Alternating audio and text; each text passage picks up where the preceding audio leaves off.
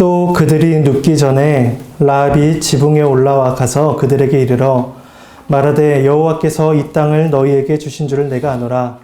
우리가 너희를 심히 두려워하고 이 땅 주민들이 다 너희 앞에서 간담이 녹나니 이는 너희가 애굽에서 나올 때에 여호와께서 너희 앞에서 홍해물을 마르게 하신 일과 너희가 요단 저쪽에 있는 아모리 사람의 두 왕 시온과 옥에게 행한 일 곧 그들을 전멸시킨 일을 우리가 들었음이니라.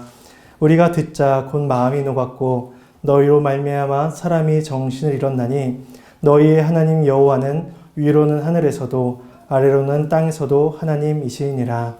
하나님의 말씀입니다. 하나님께 감사합니다. 네, 지난주 오후에는 이제 여호수아 1장을 보았고 오늘은 2장을 함께 봅니다.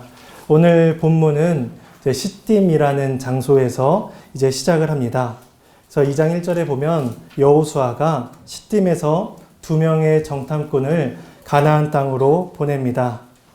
그래서 이스라엘이 위치해 있는 이 시딤의 위치를 먼저 잠깐 살펴보자면 이제 학자들이 이 위치에 대해 추측하기를 이제 요단강을 기준으로 해서 이제 동쪽으로 한 12km 정도 떨어져 있는 지점이 아마 시딤이 근거한 곳이다라고 봅니다.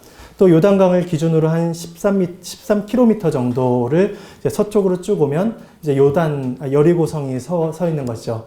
그러니까 시딤에서 요단까지, 요단에서 여리고성까지 하면 편도로 한 25km 정도의 거리가 되는 곳이고 정탐꾼들이 이 거리를 왕복으로 다니자면 약 50km 정도의 거리를 이제 다니게 되는 것입니다.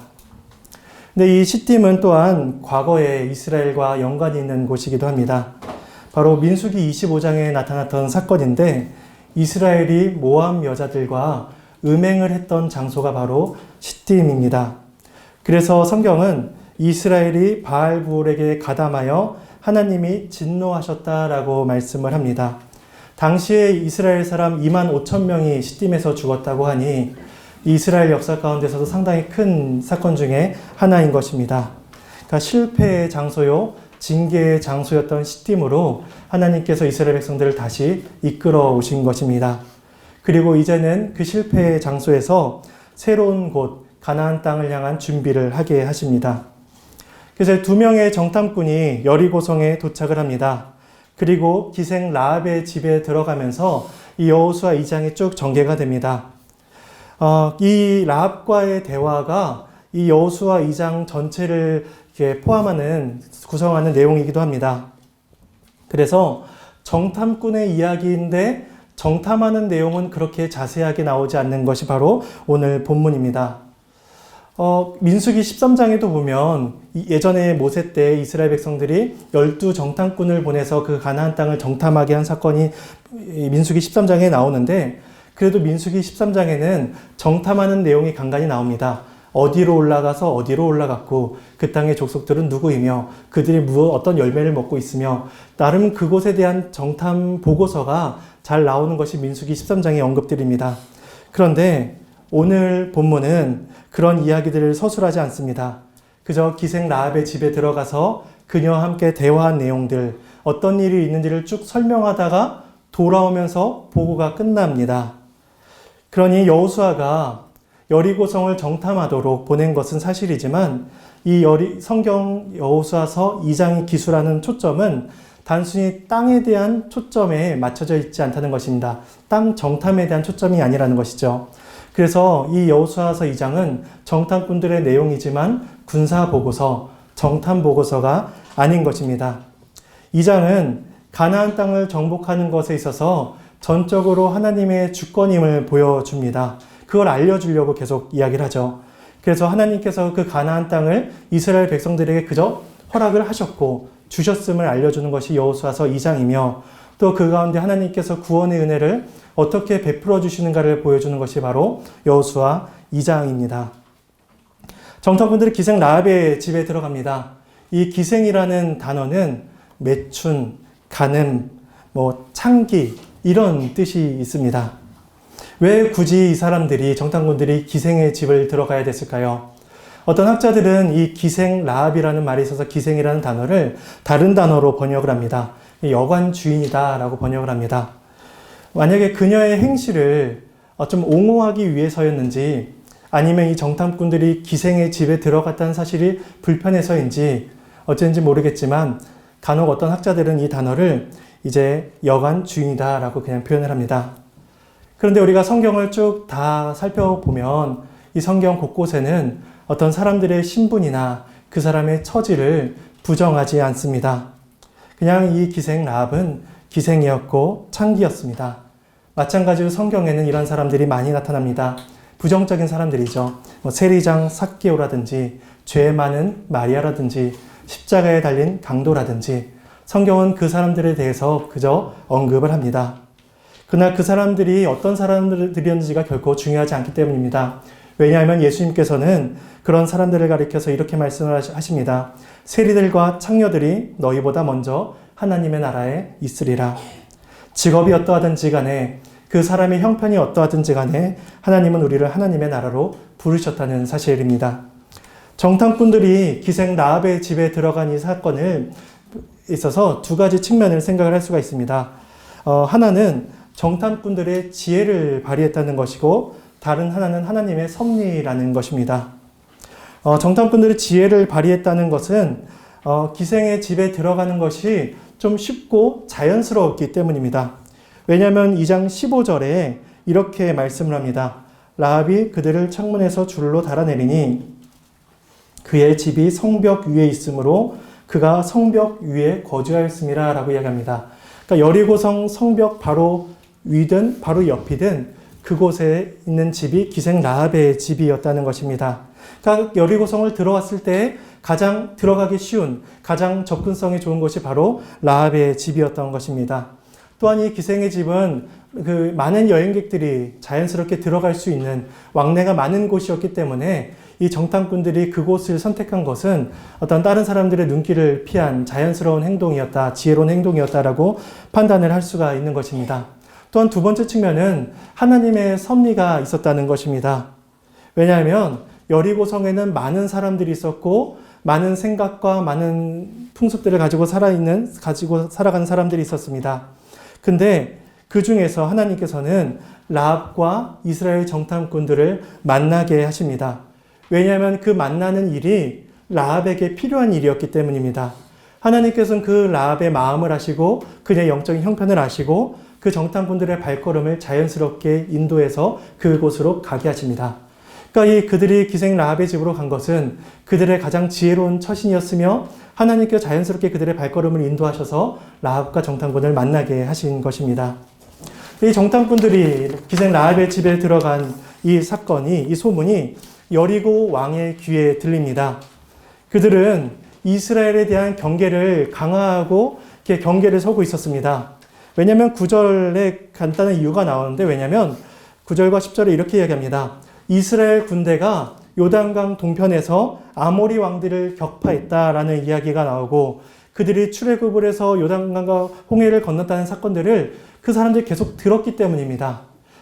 그러니까 이스라엘 백성들이 가나안 땅을 목표로 하고 있다는 것은 소위 만방에 퍼져 있는 소문이었던 것이죠. 그러니까 이 가나안 땅에 살아가는 족속들은 당연히 이스라엘 족속들이 자기들에게 쳐들어오는 것에 대한 준비를 하고 경계를 게을리하지 않고 있었던 것입니다. 그렇게 경계령을 내리고 보초를 서고 있을 때에 수상한 사람들이 발견되었고 그들이 기생 라합의 집으로 들어가는 것을 본 것입니다. 그래서 여리고 왕은 그 정탐꾼들을 잡기 위해서 군사들을 기생 라합의 집으로 보냅니다. 3절에서 7절은 그 왕의 군사들로부터 라합이 어떻게 정탐꾼들을 보호하는지가 나옵니다.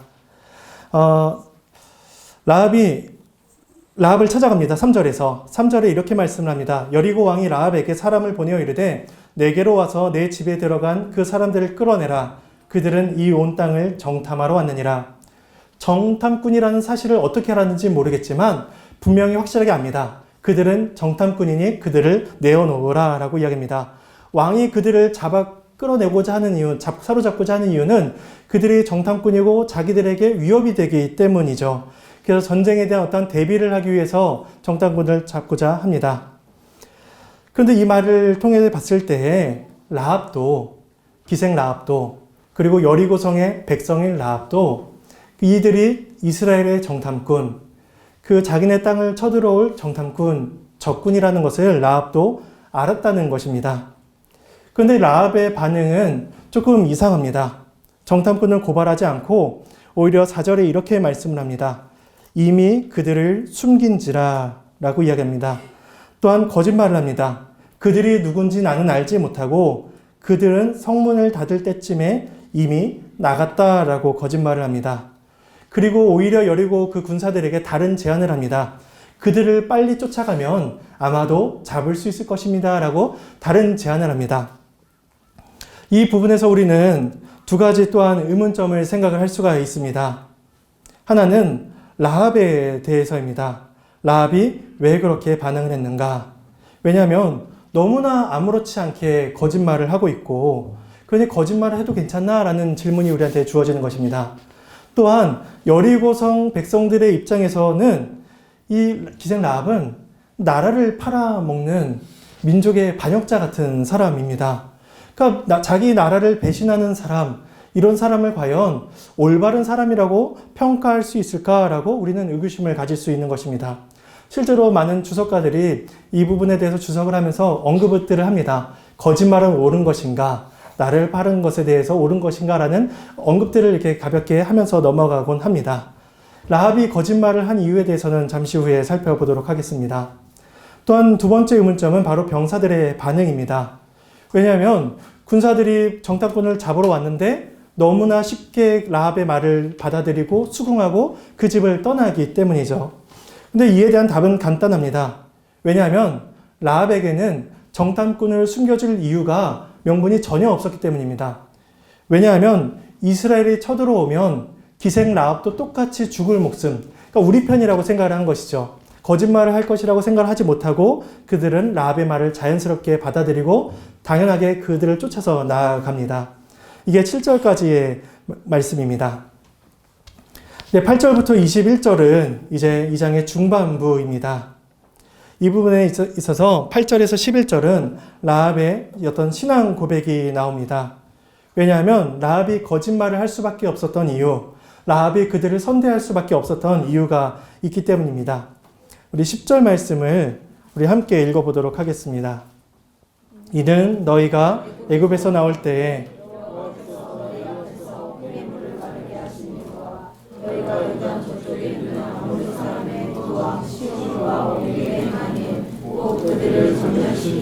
우리가 들었음이라.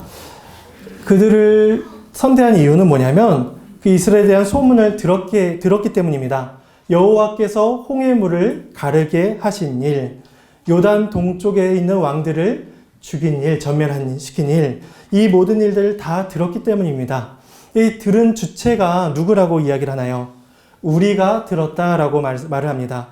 근데 9절 하반절도 동일하게 이야기합니다. 9절 하반절에 이렇게 말씀을 합니다.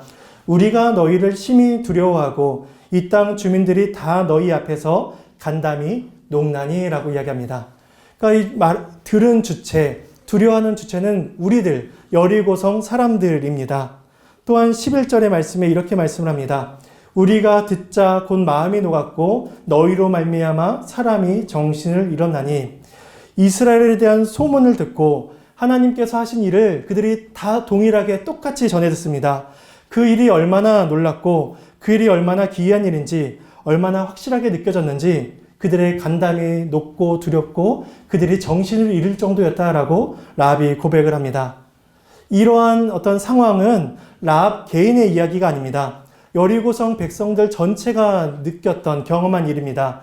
우리가 듣고 우리가 두려워한 일입니다. 우리가 간담이 녹은 일입니다. 근데 여기에서 라합의 신앙 고백이 나옵니다. 바로 9절의 상반절과 11절의 하반절 말씀입니다. 9절 상반절에 이렇게 말을 합니다. 말하되 여호와께서 이 땅을 너희에게 주신 줄을 내가 아노라 라고 이야기합니다. 또한 11절 하반절에 이렇게 말을 합니다. 너희의 하나님 여호와는 위로는 하늘에서도 아래로는 땅에서도 하나님이시니라. 그러니까 우리가 들은 일들은 동일합니다. 하나님이 행하신 일들을 모든 자들이 듣고 두려워했지만 이 신앙 고백, 이 땅을 너희에게 주신 것을 내가 아노라 라는 이 신앙 고백, 그 너희들의 하나님은 위로나 아래로나 하늘에서나 땅에서나 하나님이시다라는 이 신앙 고백은 이 라합만의 것이었습니다. 라합은 여호와께서 이 땅을 이스라엘에게 주셨다라는 고백을 합니다. 또한 하나님은 하늘에서도 하나님이시고 땅에서도 하나님이시다라고 고백을 합니다. 예전 한글 성경에서는 이제 상천하지의 하나님이시다라고 이제 표현이 되어 있죠. 그러니까 상천하지의 주인이 하나님이심을 그 이방 여인이, 기생인 여인이 고백을 하는 것입니다. 모든 사람들이 동일한 소문을 듣습니다. 모든 사람들이 동일한 두려움을 갖습니다. 그러나 그 두려움과 소문 앞에서 전혀 다른 태도를 취하고 있는 것입니다. 라합을 제외한 모든 사람들은 그 소문 앞에서 자기들이 할 수 있는 모든 행동을 취합니다. 경계를 삼엄하게 하고 병사들을 세우고 이스라엘들과 싸울 준비를 합니다. 분명히 그들과 싸우면 아무런 희망이 없어 보이는데도 불구하고 그들은 그 방향으로 계속 나아가는 것입니다. 그러나 그 많은 여리고 백성들 중에서 오직 한 사람, 이 기생 라합은 그렇지 않았습니다. 그녀가 생각하기에 아무리 생각하고 생각해봐도 그러한 놀라운 일, 홍해를 가르시고 동쪽의 왕들을 치신 일은 사람이 할 수 없다라고 그녀는 생각을 한 것입니다. 하나님이 아니시면, 땅과 하늘의 주인이신 하나님이 아니시면 그 일은 도무지 불가능하다라고 라합은 받아들입니다. 그래서 그녀는 하나님의 주권과 능력 앞에 큰 두려움을 느끼고 하나님 앞에 엎드립니다. 그녀가 얼마나 많은 정보를 알고 있었는지 모르겠습니다. 그녀에게는 율법을 배울 만한 충분한 시간도 있지 않았습니다. 다만 그녀는 하나님의 능력을 들었고 그분 앞에 나아가야 한다는 이 사실 하나를 깨달은 것입니다. 사람들이 하나님 앞에 나오는 방법은 저마다 다릅니다. 동기는 다릅니다. 어떤 사람은 건강의 문제로, 개인의 문제로, 어려움의 문제로 괴로워하다가 낙심하다가 하나님을 찾게 됩니다. 이처럼 라합은 하나님 앞에 두려움이라는 그 요소로 하나님을 찾게 된 것입니다. 그 두려움이 하나님 앞으로 이끌어간 것이죠.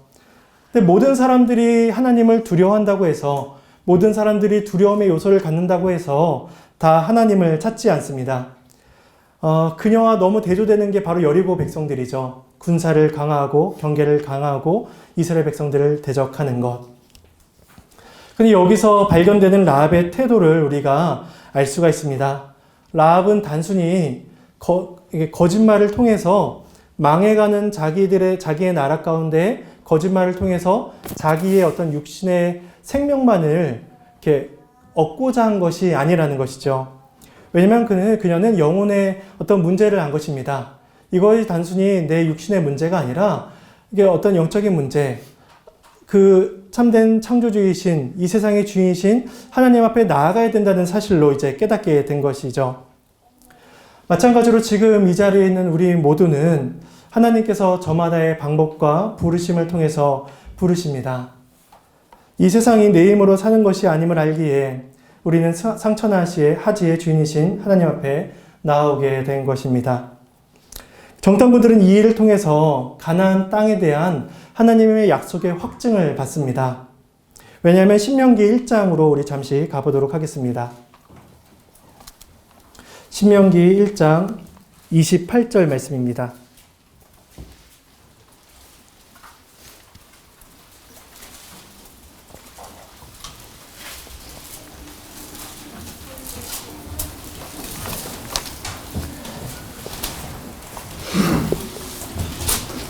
네, 신명기 1장 28절입니다. 함께 읽겠습니다. 우리가 어디로 가랴? 우리 형제들이 우리를 낙심하게 하여 말하기를 그 백성은 우리보다 장대하며 그 성읍들은 크고 성곽은 하늘에 닿았으며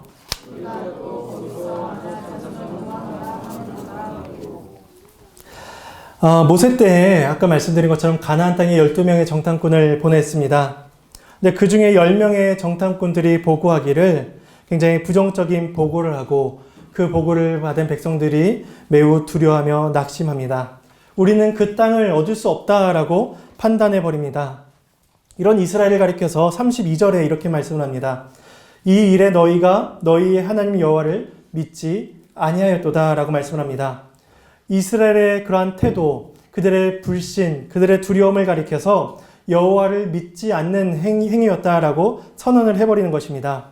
근데 이제 오늘 여호수아 본문에 와서 그 상황의 역전이 일어납니다. 왜냐하면 이전에는 이스라엘 백성들이 두렵고 떨었다면 이제는 가나안 족속들이 두렵고 떠는 일이 일어나게 된 것입니다. 이전에는 이스라엘 백성들이 하나님을 믿지 못해서 불신했다면 이제는 그 가나안 족속 중에서 하나님을 믿는 자가 드러나게 된 것입니다. 이러한 상황의 역전을 통해서 이스라엘 백성들은 이 가나안 땅이 하나님께서 자신들에게 주신 땅임을 확증받게 된 것입니다. 그래서 이어지는 12절부터는 정탐꾼들과 라합의 언약을 맺는 장면이 나옵니다. 그런데 12절부터 21절까지가 쭉 이어지는 내용인데 여기서 잠시 9절의 배치를 생각을 해볼 필요가 있습니다. 본문으로 다시 오시면 여호수아서 2장 15절과 16절 말씀입니다.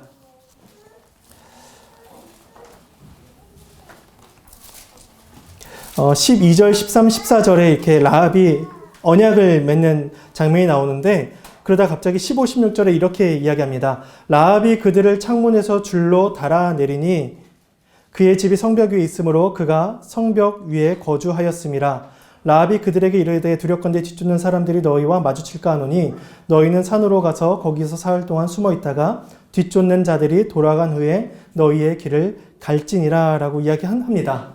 그러고 나서 다시 17절에 다시 그 사람들이 라합에게 이르되 네가 우리에게 서약하게 한 이 맹세에 대해 우리가 허물이 없게 하리니 라고 다시 대화를 하는 장면이 나옵니다. 근데 이게 이상한 것이 뭐냐면 여리고성의 성벽의 높이가 한 10m 정도 되었다고 학자들이 봅니다. 그러니까 10m의 높이를 정탐꾼들을 내려줍니다. 정탐꾼들은 그 10m의 벽을 타고 내려간 것이고 그렇다면 17절부터는 라합은 성벽 위에서 그 정탐꾼들은 밑에서 이야기하는 것이 되는데 이것이 이러한 배치가 여호수아를 기술한 어떤 저자의 어떤 의도가 있다는 것입니다. 그 의도가 무엇인지 우리가 잠시 살펴보도록 하겠습니다. 왜냐하면 12절부터 21절까지는 한 내용입니다. 라합과 정탐꾼들이 언약을 맺는 장면입니다. 그런데 12절에서 14절은 라합이 주체가 되어 라합이 중심이 되어 정탐꾼들에게 이야기를 하는 것이고 이어지는 17절부터는 정탐꾼들이 주체가 되어서 라합에게 이야기하는 것입니다. 먼저 12절에서 14절은 라합이 제안을 합니다. 라합은 내가 너희를 선대했으니 너희도 나를 선대하라 라고 이야기합니다. 즉 내가 너희의 목숨을 구했으니 너희도 나중에 나와 내 가족들의 목숨을 구해달라라고 이야기하는 것이죠. 그래서 정탐꾼들이 또 이야기합니다. 네가 만약에 이 일을 다른 사람들에게 누설하지 않으면 그렇게 하겠다라고 하면서 언약을 맺습니다. 그리고 다시 17절로 넘어오면 17절에서는 정탐꾼들이 중심이 되어 이야기를 합니다. 앞에서 맺은 라합과의 12, 14절의 언약을 재확인을 합니다. 그래서 17절에 보시면 이렇게 서약의 맹세다라고 이렇게 표현을 합니다. 이 서약의 맹세가 변함없이 이루어지기 위한 방법은 무엇이냐면 바로 라합이 그 가족들을 다 모으는 일입니다. 그리고 그 가족들과 함께 집에 있으면서 빨간 줄을 문 밖으로 내어놓는 것이죠. 언약을 맺은 자로서 네가 이렇게 하면 우리가 이렇게 하리라. 네가 이렇게 하지 않으면 어떠한 응당한 벌이 있으리라 라는 보응이 있으리라 라는 것을 서로 언약을 맺어가는 장면입니다. 그래서 그렇게 두 사람들이 언약을 맺는 장면이 바로 이 중반절의 이야기입니다.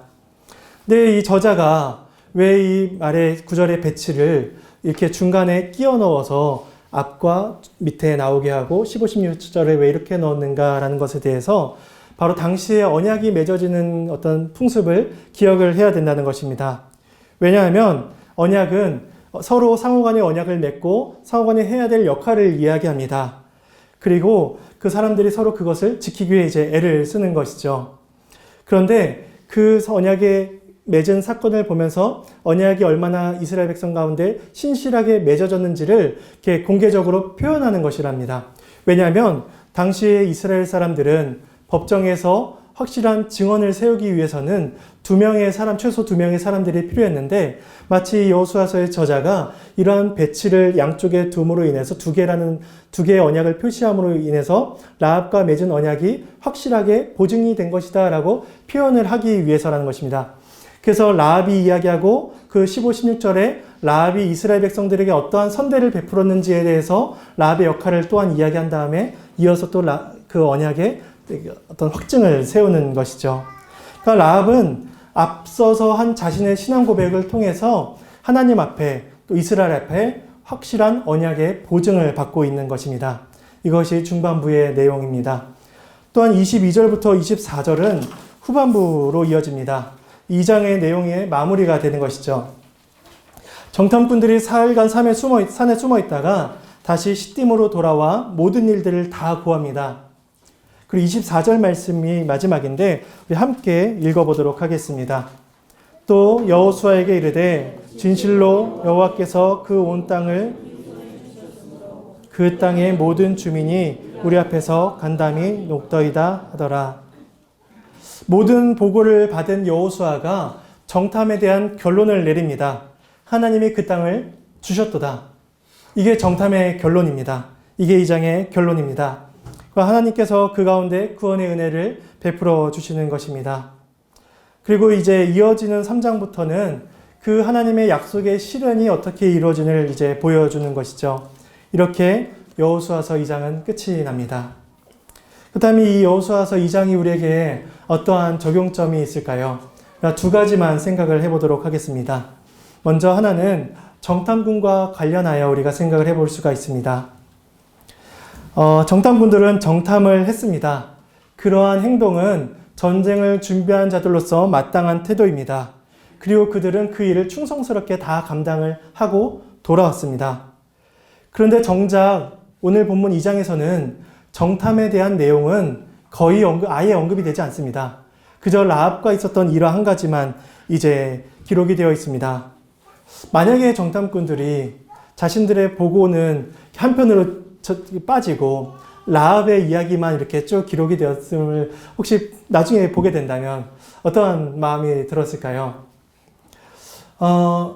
우리는 그들의 모습을 보면서 마치 2장을 보면서 정탐이라는 목적이 좀 무색하다 이렇게 느낄 정도로 보여집니다. 근데 이처럼 우리가 어떤 일을 목적하며 살아갈 때 우리들의 어떤 목적하던 바와 그 목적하던 바를 향해 살아가던 우리들의 모습들 속에서 그 목적하던 바가 그 결과에서 동일하게 나오지 않을 수도 있다는 것입니다. 왜냐하면 나는 그 목적을 바라보면서 A를 향해서 A라는 목적을 가지고 나아가는데 내 목적은 B나 C로 나올 수가 있다는 것이죠. 예를 들어 교회에서도 섬기다가 직장 생활에서도 어떤 일을 하다가 나는 어떤 A라는 선한 의도를 가지고 섬기고 애를 썼는데 다른 사람들의 판단에는 B나 C가 나올 수도 있다는 것이죠. 그러니까 우리들의 노력과 우리들의 목적한 바가 늘 종종 다를 수도 있다는 것입니다. 그러나 중요한 것은 하나님께서 그 일을 하셨다는 것입니다. 정탐꾼들의 보고는 당연히 중요한 것이었지만 하나님께서 그 일을 하심으로 말미암아 그 땅을 그들에게 주셨고 그 속에서 한 영혼을 구원하시는 사건을 우리에게 보여주십니다. 이처럼 이 세상의 모든 일들은 우리가 예상하는 것과는 조금 다른 방향으로 흐를 수가 있습니다. 그래도 우리가 낙심하지 말 것은 하나님께서 그 하나님의 주권적인 일하심으로 우리들의 삶을 이끌어 가시며 인도하신다는 사실입니다. 우리가 이 사실을 놓치지 않아야 할 것입니다. 두 번째는 라합과 관련해서입니다. 라합은 여리고 백성이었습니다. 근데 하나님께서 가나안 백성을 모두 멸절시키라 라고 말씀을 분명히 하셨는데 이상하게 정탐꾼들이 라합을 살리겠다라고 임의로 언약을 맺고 돌아오는 것 같습니다. 또한 그 정탐을 보고를 받은 여호수아도 라합을 당연하게 살려줍니다. 그렇다면 이 여호수아는 정탐꾼들은 이스라엘 가나안 백성들을 멸절하라 라는 이 명령을 불순종한 것이 아닌가라는 질문을 할 수가 있습니다. 그러나 우리가 지난 여호수아 1장에서 말씀하셨던 것처럼 멸절의 어떤 영적인 의미를 생각을 해야 된다는 것입니다. 이방인에게 있어서 멸절은 그들의 어떤 악행이 점점 쌓여져서 하나님의 공의의 심판이 이르는 것이라고 말씀을 하셨는데 그 완악한 자들은 멸절을 받기 합당한 자들이었습니다. 그러니까 이 가나안 땅에 살아가는 자들은 완악한 자들, 완고한 자들, 도무지 회개하지 않는 자들, 경계를 강화하고 그들과 싸울 준비를 하고 있는 자들이죠. 근데 그 중에서 라합만이 회개하며 돌이키는 것입니다. 그래서 이것이 복음의 역사입니다. 모든 자들이 완악하게 살아가지만 하나님께서 그 가운데 회개한 자들을 부르시며 그들에게 하나님께서 은혜를 베푸십니다. 이 라합에 대해서 그래서 신약 성경에서 종종 언급을 합니다. 우리가 잠시 히브리서 11장 31절로 가보겠습니다.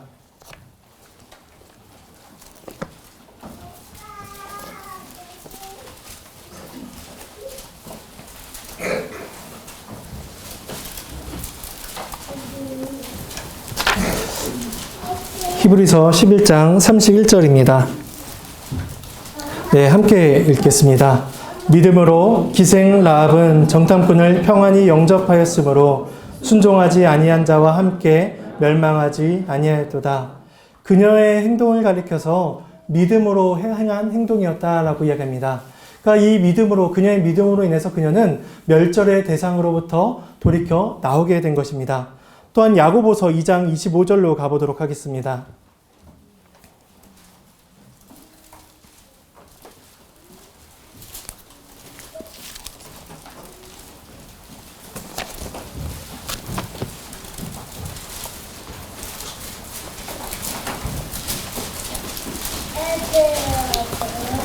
야고보서 2장 25절입니다.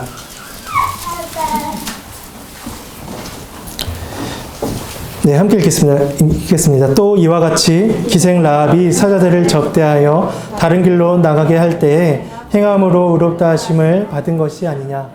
야고보서는 기생 라합의 행동을 가리켜서 그가 행함으로 의롭다함을 받았다라고 이야기합니다. 그러니까 히브리서와 야고보서의 표현을 종합하자면 이 가나안 여인 기생 라합은 믿음과 행함으로 주 앞에 나아오게 된 것입니다. 그래서 이 기생 라합이 마태복음 1장에 가면 예수님의 계보에 오르는 귀한 영광을 얻게 됩니다. 이러한 라합이 신약성경에 말하는 라합은 결국 우리들에게 주는 소망이며 감사가 무엇인지를 알게 합니다. 죄악으로 가득 찬 여리고에서 당연스럽게 살아가는 자들을 주의 자녀로 부르셔서 주 앞에 엎드리게 하시고 새 생명으로 인도해 주시는 것은 오직 예수 그리스도의 은혜뿐입니다. 그 그리스도께서 우리를 위해서 이 땅에 찾아오셨고 우리를 위해서 죽으사 생명의 언약을 보증해 주셨습니다. 이 우리가 가진 생명의 언약의 보증은 어느 누구도 취소하거나 흔들 수가 없는 것입니다. 그래서 우리는 이 생명의 언약을 기억하며 붙들며 하나님께서 하늘의 하나님, 하나님께서 땅의 하나님, 온 세상의 주인이라고 고백을 하며 살아가고 있는 것입니다. 우리가 이 사실을 잘 기억하며 하나님께서 우리에게 베풀어 주신 은혜를 감사하며 사는 저와 여러분이 되기를 간절히 소망합니다. 찬송